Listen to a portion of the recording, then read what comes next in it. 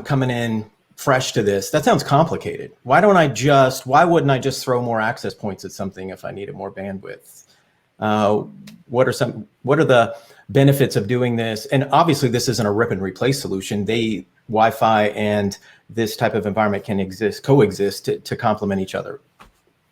Yeah, well, and I think it comes down to use cases, right? And that's the big thing. At a high level, in a nutshell, right? If you compare, say, Wi-Fi with CBRS, I mean, CBRS definitely from an outdoor perspective, you know, if you got a vast area that normally would be too expensive or cumbersome to throw a bunch of what we'll call traditional Wi-Fi access points out there, whether it's meshed or whatever, that can get pretty expensive, right? You may have to put in a lot of poles, you may have to put in power, right? All those things. So not to mention the number of APs that from an outside perspective that you could cover versus, say, you know, a CBRS type solution with the radios that they have out there. You know, and again, these are just high level metrics, but from an outdoor perspective, you could expect like anywhere from 15 to 25 to 1, right?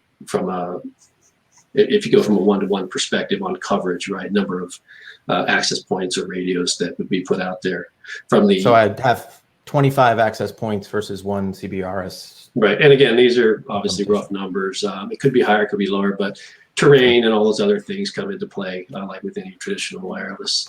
I guess the point here is that, yeah, although you can do that with Wi-Fi, we've done it, others have done it, right, out of necessity. It comes down to use case, right? What is it that you need to get out of it? You know, what's the cost model look like?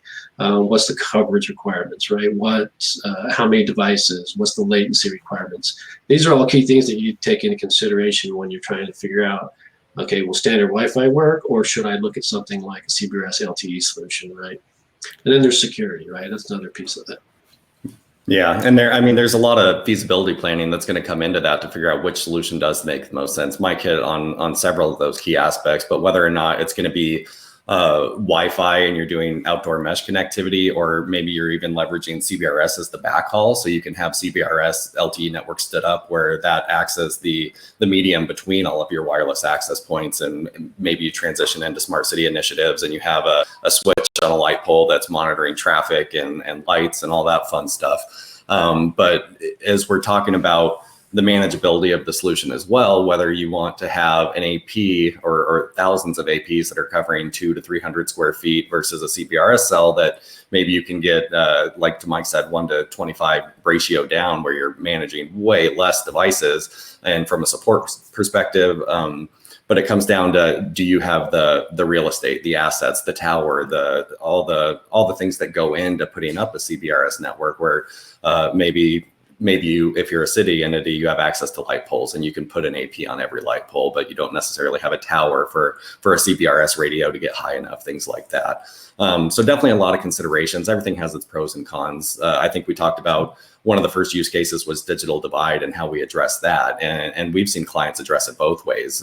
We had another LinkedIn Live around City of Tucson, where we had Colin Boyce on here, talking about how they addressed it, and CBRS was the mechanism for that. So, and one of the reasons was because of that manageability, right? We wanted fewer devices that you had to touch, that you had to go out and support and have service on, and then also providing connectivity through structures into homes. So when you're looking at dense materials like brick and concrete, stucco, typically Wi-Fi doesn't like to pass through that very well, where cellular has a much higher propensity to be going through that. So putting in some kind of MiFi device or having devices in there that can convert that cellular signal to Wi-Fi has been crucial to some of these deployments, where in other instances we see putting an AP with traditional Wi-Fi on a light pole is quite sufficient. It just depends on the geographies.